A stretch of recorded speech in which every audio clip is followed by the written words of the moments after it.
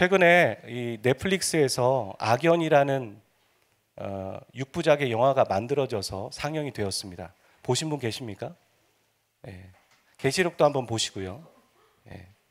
사람들로부터 이렇게 악연이라는 그 영화가 회자되고 있는데, 이 영화에 보면 이 죄 지은 사람은 결국에는 벌을 받고, 또 만나야 할 사람들은 꼭 만나서 심판을 받는다, 이런 인과응보의 메시지가 거기에 담겨져 있습니다.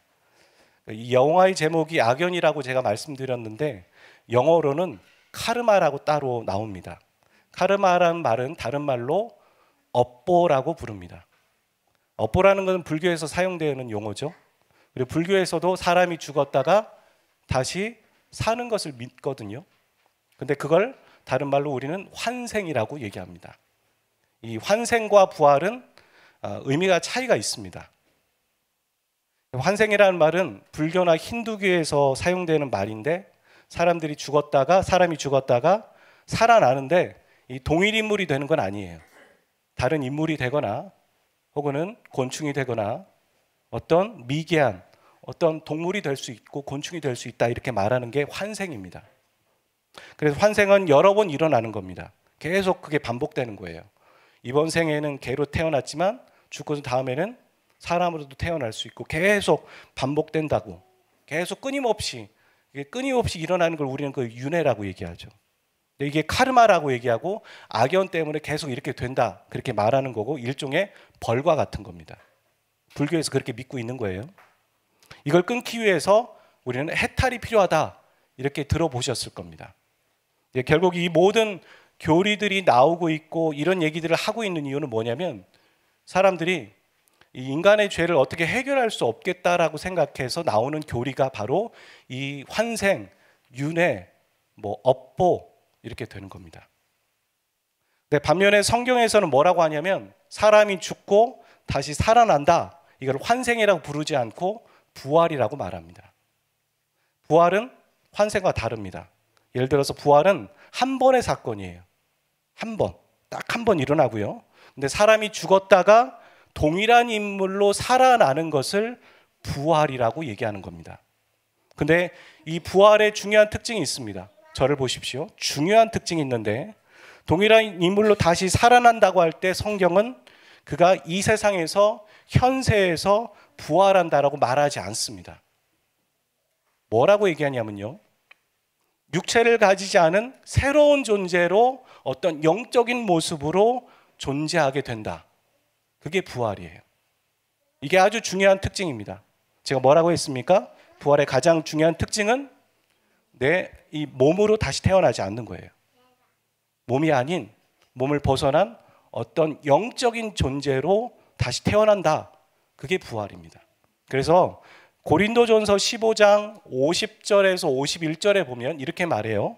혈과 육은 하나님 나라를 이어받을 수 없다, 이렇게 빌드업을 하고 있는 거죠. 그러면서 그분의 나라에 들어갈 때는 우리는 영적인 존재가 된다. 이것을 51절에서는 홀연히 다 변화가 된다, 이렇게 얘기합니다. 그러니까 복음서에 보면 부활이 없다라고 믿었던 사람들이 있었어요. 그들을 사두개인이라고 얘기하는데, 사두개인이 예수님을 골탕 먹이려고 이거 못하겠지 하고선 골탕 먹이려고 질문을 하는 게 하나 있어요. 뭐라고 하냐면, 부부가 있었는데 이 형이 죽었다라는 거예요. 그럼 그 당시에는 형수를 동생이 이렇게 챙기는 문화가 있었거든요. 아내로 맞이하고 대를 끊어지지 않게 하기 위해서. 근데 이 동생이 형수를 챙기다가 동생도 또 죽었다는 거예요. 근데 거기 칠형제가 있었거든요. 계속 그렇게 하고 죽고 이렇게 해서 나중에 천국에 가면 이 형수는 누구의 아내냐, 이걸 묻는 거예요, 사두개인이 예수님에게. 그랬더니 예수님이 하신 말이 마태복음 22장 30절에 이렇게 말합니다. 부활할 때는 장가도 아니 가고 시집도 아니 가고 하늘에 있는 천사들과 같겠다, 이렇게 말하는 거예요. 그러니까 천국에는 가족과 이 부부의 개념이 없다라는 겁니다. 너희들이 천국을 잘 모르는구나, 그런 개념이 천국에는 없어. 왜냐하면 우리는 육체를 입지 않거든요. 육체를 입지 않기 때문에 천국에는 더 이상 어떤 인간적인 관계들이 필요 없고 그런 개념들은 천국에 있지 않다라고 말하고 있는 겁니다. 그러니까 천국에 갔을 때 여러분 부부끼리 누구세요? 이러지는 않을 것 같아요. 누구시죠? 이러진 않겠지만 알고는 있겠지만 그런 관계는 없다. 그렇게 말하는 겁니다. 왜냐하면 다시 말씀드리지만 천국에 가서 우리는 부활한 존재로 육체를 갖지 않은 어떤 새로운 존재로 나타나는 방식이 바로 부활이라고 말하는 거죠. 그러니까 부활은 이 세상의 부활이 아닙니다. 다시 살아나서 이 세상에서 열심히 잘 살고 뭐 유니콘처럼 영원히 살고 이렇게 말하는 게 아닙니다. 천국에서 부활한다. 이거 기억하십시오. 그렇다면 이런 질문을 해볼 수 있습니다. 예수님이 부활하셨던 그날 그 현장에 있었던 여인들이나 아니면 그 여인이 예수님 부활하셨어요 이렇게 말하고 전해 주었던 제자들이나 이 부활의 소식을 들었던 사람들은 어떤 반응을 보였을까요? 부활하셨군요 하고서 예수님 믿었을까요? 그러지 않았다는 거예요. 성경은 뭐라고 하냐면 먼저 일요일에 제일 먼저 예수님의 부활 소식을 들었던, 그래서 향품을 가지고 예수님의 무덤에 갔던 여인들이 있었는데 이 여인들은 향품을 가지고 시체에 바르러 간 거예요. 부활하셨겠지라고 믿고 간 게 아니라 그냥 얻어 걸린 거죠. 믿지 않았다는 겁니다. 기대하지도 않았고. 그리고 이어서 그 여인을 통해서 부활 소식을 들은 제자들이 있었는데 그들은 뭐 했냐면 놀라고 두려워는 했지만 믿지 않았다는 거예요. 자, 그 말씀이 마가복음 16장 8절과 10절에 나와요. 무서워하여 아무에게도 아무 말도 하지 못했다. 그리고 듣고도 믿지 않았다. 이렇게 말하고요. 그 이후에 두 사람이 걸어서 시골에 갈 때 예수께서 다른 모양으로 그들에게 나타나셨다. 여기도 나오죠. 예수님의 모습이 아니에요. 다른 모양이에요. 다른 존재의 방식으로 예수님이 드러나셨죠. 그리고 그들에게 내가 예수다, 부활했다 이렇게 얘기했지만 그들은 역시 믿지 않았다. 그러면서 14절에 그들이 믿음 없는 것을 보고 그들을 책망했다. 믿지 않았기 때문에 이렇게 말하고 있습니다. 그러니까 결론적으로 사람들은 한결같이 예수님의 부활을 기대하지도 않았고 믿지도 않았다는 겁니다. 그리고 예수님은 이들이 부활을 믿지 않은 것에 대해서 믿음에 대해서 꾸짖었다는 것이죠. 그러니까 예수님의 말씀으로 보았을 때 이 부활이라는 것은 증명하는 게 아니에요. 야, 부활을 내가 증명해 줄게. 그게 아니라 믿음의 영역이에요. 여러분, 믿음의 영역. 여러분, 삼위일체를 증거할 수 있습니까? 어제 제가 성경 공부하면서 저 빼놓고 3명의 형제 자매들과 얘기하면서 삼위일체에 대해 쭉 얘기했지만 결론을 제가 말했어요. 삼위일체는 설명할 수 있는 사람이 한 명도 없다. 네. 이해할 수 있는 게 아니다. 그건 믿음의 영역이더라. 그런 얘기를 했습니다. 그런 것처럼 부활도 믿음의 영역이라고 예수님은 지금 말씀하고 계신 것이죠. 그래서 도마에게 이런 얘기 하지 않습니까? 네가 보고서 믿느냐? 보지 않고 믿는 믿음이 큰 믿음이다. 그때도 예수님이 도마에게 자신을 부활하신 몸을 보여주기 위해서 등장하셨을 때도 어떻게 했냐면 문을 열고 들어오지 않으셨어요. 문이 닫혔는데 예수님이 호련히 들어왔다. 그 얘기는 뭐냐면 벽 뚫고 퓨처했다. 벽을 뚫고 들어왔다는 거예요. 왜냐하면 부활하셨으니까 그걸 보여줘야죠. 부활한 존재다라는 것, 다른 존재다라는 걸 알려주기 위한 것이죠. 여기서 우리는 이런 생각들을 해보는 거예요. 우리는 사실만을 보고 믿고 만지면서 살아가는 사실의 사람인가? 아니면 보지 않고도 믿음을 가질 수 있는 믿음의 사람인가? 여러분 어떠십니까? 여러분 사실의 사람이에요? 믿음의 사람이에요? 믿음은 보이지 않는 것의 증거다. 바라는 것의 실상이다. 결국엔 보지 않는 것을 믿는 거거든요. 보지 않는 것을 어떻게 믿는가? 하나님의 말씀이 그렇게 되어 있죠. 말씀을 믿고 믿는 게 믿음이에요. 그러니까 믿음이란 말씀과 연결되어 있어요. 그러니까 믿음의 사람은 말씀의 사람이기도 한 거예요.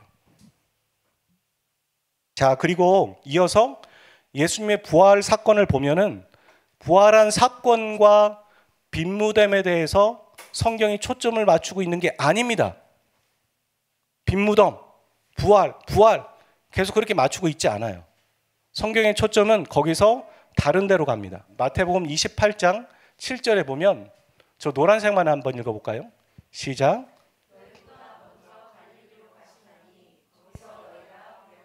자, 마가복음 16장 7절도요. 시작. 예수님이 죽기 전에 제자들에게 말한 거예요. 내가 죽고 부활할 거야. 그때 또 안 믿었겠죠. 부활할 건데 그때 갈릴리로 가. 갈릴리 모여야 된다. 이런 얘기를 하셨다라는 거예요. 그리고 또다시 마태복음 28장 10절도요. 시작.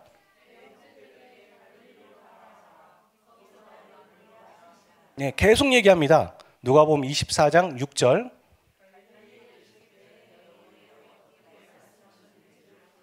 그러니까 부활 사건은 빈무덤을 집중하지 않아요. 부활을 얘기하고 있지 않아요. 부활은 잠깐 넘어가요. 성경이 말하는 거예요.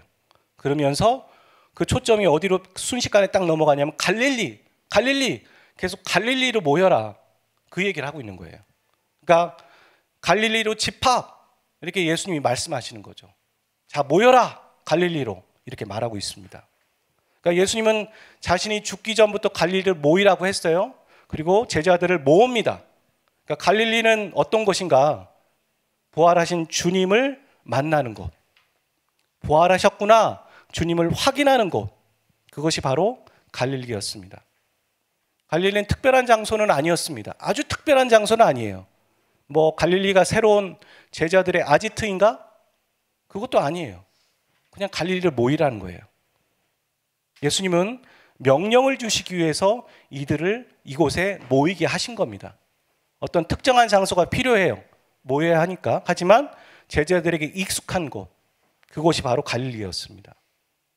그리고 그들에게 명령을 하십니다. 가라, 가. 그러면서 마태복음 28장 18절에서 20절을 주시죠. 자, 19절부터 20절까지는 읽어보겠습니다. 시작. 그러므로 너희는 가서 모든 민족을 제자로 삼아 아버지와 아들과 성령의 이름으로 침례를 베풀고 내가 너에게 분부한 모든 것을 가르쳐 지키게 하라. 볼지어다 내가 세상 끝날까지 너희와 항상 함께 있으리라. 이게 중요한 동사들이죠. 가라. 그리고 제자를 삼아라. 이런 얘기를 하고 있는 겁니다. 이게 바로 부활의 아침, 부활 때 예수님께서 초점을 맞추고 싶으셨던 거예요.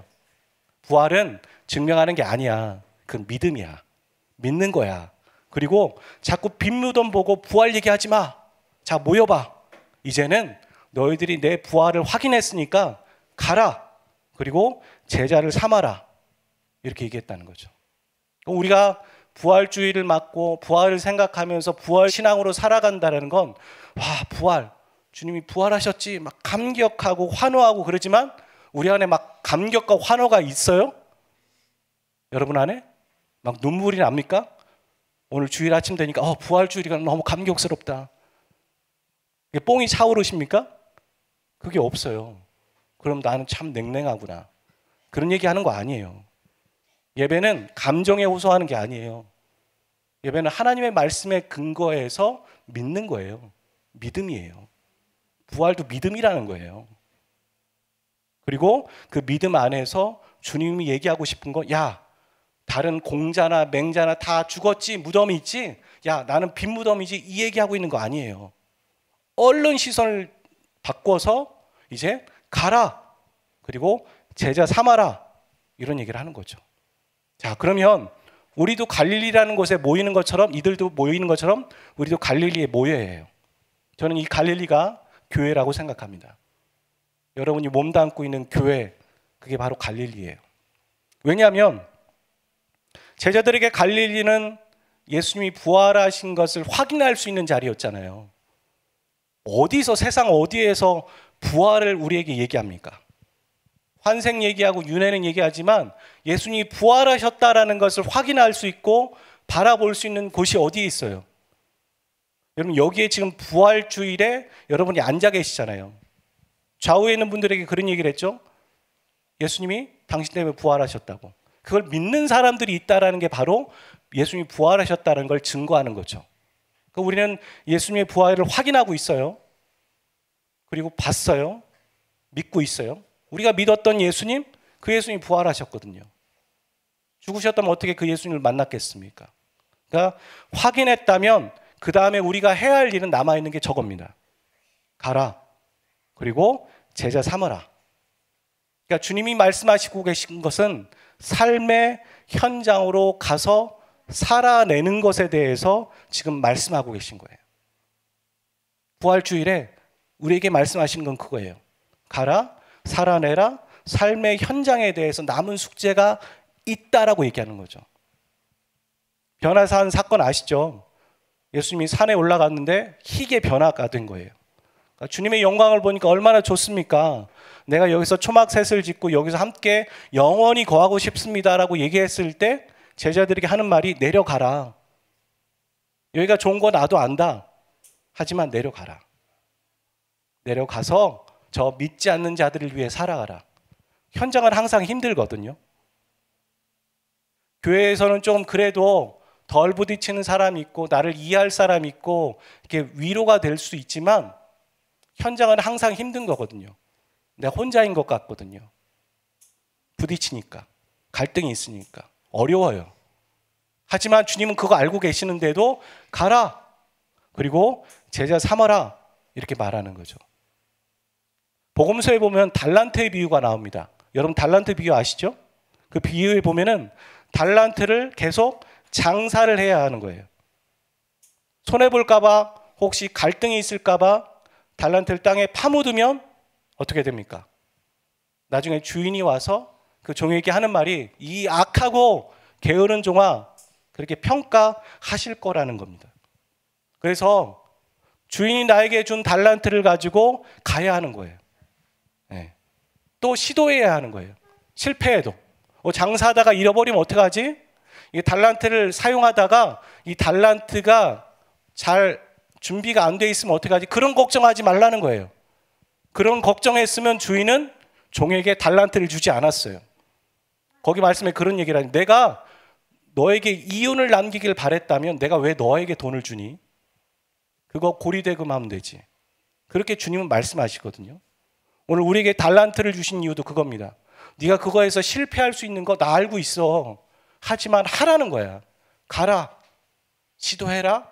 그리고 제자를 삼아라. 그렇게 얘기하시는 게 주님이 이 부활 아침에 제자들에게 그리고 우리에게 하시고자 하는 얘기죠. 이를 위해서 예수님은 약속하셨습니다. 세상 끝날까지 내가 너희와 항상 함께 하겠다. 그리고 성령으로 네 안에서 함께 거하겠다. 이런 약속을 하신 겁니다. 그러니까 주님이 동행하심을 알고 믿고 확인하는 데는 우리가 제자로서 가고 제자를 삶을 때 비로소 주님의 동행하심을 경험할 수 있고 필요로 한 거죠. 우리가 평상시에요. 쇼핑하고 욕심 부리고 죄 지으며 살아갈 때 주님 필요하십니까? 오히려 주님의 시선이 부담스러워요. 주님이 좀 나를 안 봤으면 좋겠어. 분리됐으면 좋겠어. 이런 마음이 들어요. 하지만 내가 저 말씀의 명령처럼 가고 제자 삼으러 갈 때 우리가 혼자라는 걸 느끼거든요. 그때 주님이 필요한 거예요. 그리고 그때 주님을 부를 때 주님의 동행하심을 경험할 수 있고 임마누엘의 하나님을 경험할 수 있게 된다는 겁니다. 여러분 금요일 말씀인가요? 해골 골짜기에서 십자가상에서 강도가 주님을 의지했습니다. 주님, 제가 당신과 함께 낙원에 있기를 원합니다. 그랬더니 주님이 강도에게 얘기하죠. 그래, 오늘 네가 나와 함께 낙원에 있겠다. 이렇게 말하는 겁니다. 주님이 거기 계세요. 그리고 주님을 초청하는 겁니다. 주님, 저와 함께 해주세요. 저를 도와주세요. 그 한마디였어요. 그랬더니 그가 구원을 받습니다. 오늘 우리의 삶도 그런 거예요. 우리의 삶을 경험하고 있는 수많은 해골이 있어요. 아골골짜기가 있어요. 갈등이 있어요. 어려움이 있어요. 그 가운데에서 우리는 주님을 초청하는 겁니다. 단순합니다. 주님, 저에게 와주세요. 도와주세요. 제가 저렇게 살 수 있도록 도와주세요. 그게 바로 필요하다는 것이죠. 결국 부활은 감정의 문제가 아닙니다. 믿음의 문제입니다. 믿고 사는 겁니다. 그리고 현세에서 어떻게 잘 살까를 생각한다면 그거 잘못 생각하고 있는 거예요. 현세에서 얼마나 영원하게 영광 부리면서 살까를 생각했다면 여러분 부활의 주님을 찾을 수 없는 거예요. 부활은 죽음 이후의 삶을 얘기하고 있는 거예요. 그렇다면 우리가 부활신앙으로 살아간다는 게 뭐겠습니까? 그게 바로 저 가라 제자 삼으라 저 삶을 살아내는 거예요. 왜냐하면 우리가 이 땅에서의 영원한 삶을 바란다면 저렇게 살면 힘들겠죠. 하지만 부활하여서 천국에서 주님과 함께 거닐고 영광의 멸관을 받을 걸 기대한다면 우리는 저렇게 살아갈 수 있는 거예요. 그 상급을 기다리면서. 그게 바로 부활신앙으로 살아가는 거죠. 그래서 고린도전서 15장 58절에 바울은 이렇게 말하고 있어요. 그러므로 내 사랑하는 형제들아 견실하며 흔들리지 말고 항상 주의 일에 더욱 힘쓰는 자들이 되라. 이는 너희 수고가 주 안에서 헛되지 않은 줄을 알미라. 저게 바로 부활신앙으로 살아가는 사람입니다. 부활신앙으로 살아간다는 건 내가 죽음 이후에 새로운 몸으로 부활될 걸 믿음으로 그 영광의 면류관 상급을 기다리면서 주의 일에 더욱 힘쓰는 자들이 되는 것이 바로 부활신앙으로 살아가는 거라는 거예요. 그렇다면 우리가 우리의 자녀들을 위해서 기도할 때도 그렇게 기도해야 돼요. 주의 일을 위해서 저들이 믿음이 설 수 있도록.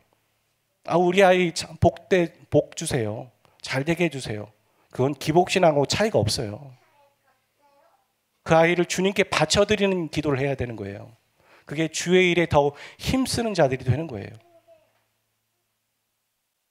그래서 마태복음 6장 33절도 그렇게 말하지 않습니까? 먼저 그의 나라와 의를 구해라. 그리하면 이 모든 것을 너에게 더하시리라. 우리의 방향성이 천국에 대한 소망, 영광의 면류관을 얻을 것을 바라보면서 이 땅에 나에게 주어진 돈이며 정력이며 모든 것들을 주를 위해 사용하려고 하는 방향성을 갖는 것. 그게 바로 부활신앙으로 살아가는 사람들이라는 것입니다. 오늘 저와 여러분이 여러분의 자녀들을 그렇게 바쳐드리십시오. 여러분의 가족을 그렇게 바쳐드리시고 여러분의 일터에서 갈등과 문제 앞에서 여러분이 정말 가고 제자 삼는 삶을 살기 위해서 여러분이 그렇게 살고 있는가 한번 생각해 보십시오. 십자가의 길을 걷는 삶. 아무든지 나를 따라오려거든 나처럼 살려고 한다면 자기를 부인하고 십자가를 지는 삶을 살아라. 그것이 바로 부활신앙과 연결되어진 삶의 방향성이라는 것입니다. 같이 찬양하고 함께 기도하기를 원합니다.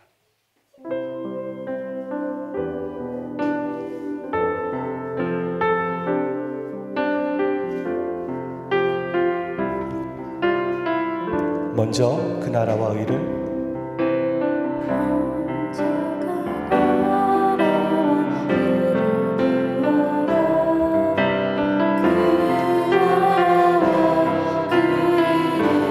그리하면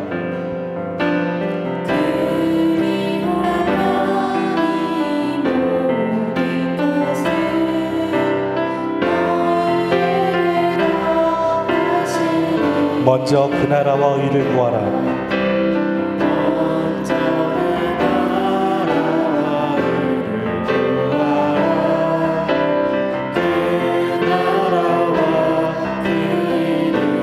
그리하면 이 모든 것을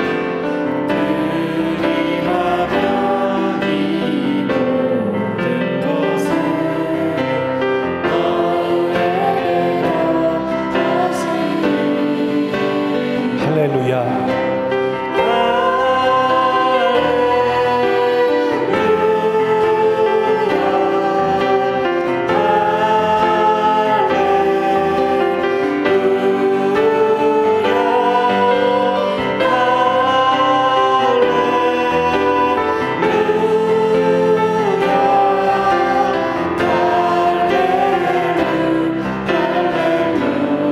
떡으로만 살 것 아니요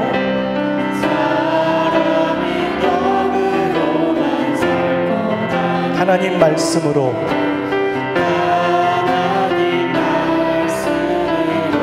그리하면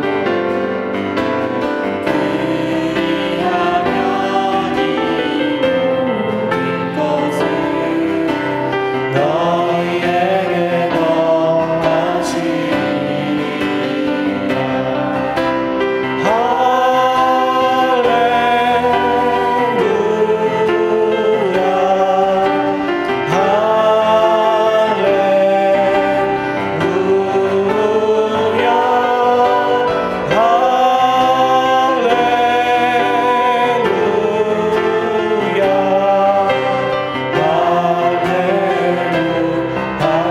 마지막으로 할렐루야.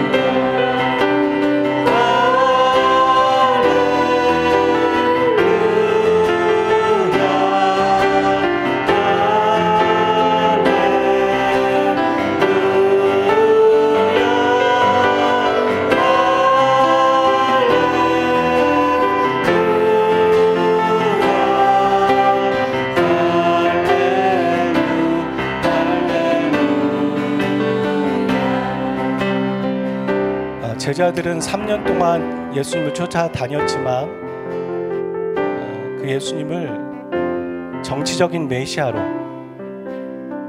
그래서 그분이 왕이 되면 우리도 한자리 해야겠다라는 그런 메시아로만 생각하고 있었기 때문에 그분의 뜻을 받들 수 없었습니다. 오늘 우리의 관점이 바뀌길 원합니다.